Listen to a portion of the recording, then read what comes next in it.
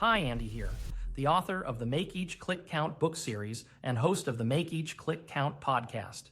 And today's AMA question, what's going on with Amazon pulling their advertising from Google Shopping, and what does it mean for the rest of us, is a big one. Let's dig in. The big news, Amazon pulls out of Google Shopping. So unless you've been hiding under your e-commerce rock or just have way better things to do than stalk PPC forums, you've probably heard the news. Amazon has pulled a significant portion, if not all, of its advertising spend from Google Shopping in the US now. This isn't just some footnote in the world of digital marketing. Amazon is, or I should say was, one of the biggest advertisers on Google Shopping. According to some 2022 estimates, they were spending upwards of $100 million annually just on shopping ads. So, why would they pull out? Why Amazon stopped advertising on Google Shopping? Now, I'm not sitting in Amazon's boardroom, and trust me, they're not calling me for advice, although they should. But based on my 15 plus years in the trenches managing Google Ads, here's my take. Amazon is playing the long game, and their pullout is likely due to three main factors. 1. First-party data is better than third-party platforms. Amazon knows what you search, what you buy, how fast you click buy now, and how many bags of dog food you're likely to reorder. When you rely on Google Shopping, you're playing in Google's sandbox. They want to bring those users in-house and keep them there. 2. Cost versus ROI. Google Shopping CPCs have gone up. Combine that with increased competition, tighter margins, and attribution headaches, and Amazon may have decided their ROAS just wasn't justifying the spend, especially when they own the #1 e-commerce platform. 3. Retail media shift. Amazon's growing its own internal ad platform, sponsored products, sponsored brands, DSP. They're not only selling products, they're selling ads now, competing with Google.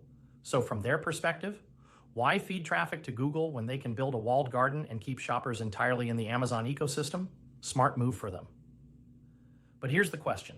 What does it mean for you? All right, so here's the golden nugget. Amazon stepping back from Google Shopping? That's a huge opportunity for independent e-commerce brands, if you're prepared to seize it. Reduced competition equals lower CPCs. When a whale like Amazon pulls out, it shakes the whole pond. I've seen some of my clients' shopping campaigns get noticeably cheaper clicks, sometimes as much as 10 to 15% lower CPCs in categories Amazon used to dominate. More impression share available. Amazon listings used to dominate the top carousel spots in shopping ads.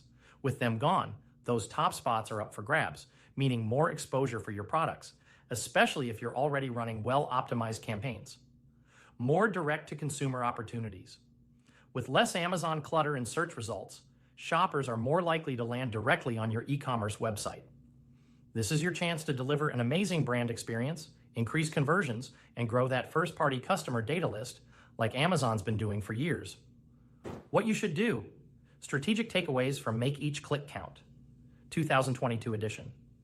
Now, if you've read my book, Make Each Click Count, the Google Shopping edition, and if you haven't, let's fix that. I talk a lot about how the success of your Google Shopping campaign depends on the three pillars of e-commerce advertising. 1, proper tracking. Now, more than ever, you need clean, reliable data. Make sure your conversion tracking is dialed in, especially if you're selling across both Amazon and your own website. I recommend using Google Tag Manager for flexibility and accuracy. And hey, if you're not tracking ROAS at the product level, let's talk. 2, smart campaign structure.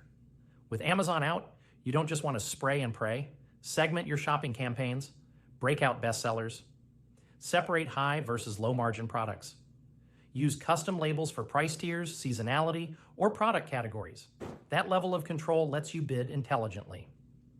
3, feed optimization.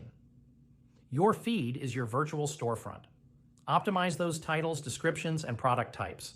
Use high-converting keywords in your product titles, especially now that there's more visibility to be gained. With Amazon out of the way, even a little SEO work in your feed can have a big impact. Now, before you pop the champagne, let me give you a dose of reality, because you know I keep it honest. Just because Amazon is gone doesn't mean you automatically win. Plenty of other big brands are still advertising. Walmart, Target Chewy, and thousands of DTC brands who've been sharpening their shopping game for years. So if your product pages are slow, your pricing isn't competitive, or your reviews are spotty, you're not going to get the click no matter who drops out. This is the time to level up. Final thoughts, the path forward. So let's bring it home. Amazon stepping back from Google Shopping?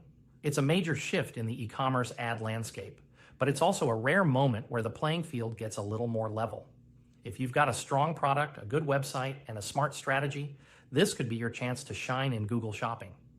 And if you're not sure where to start, grab a copy of my book.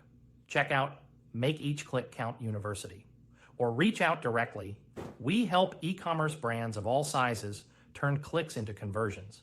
Because remember, if you're not making each click count, you're paying for clicks that don't.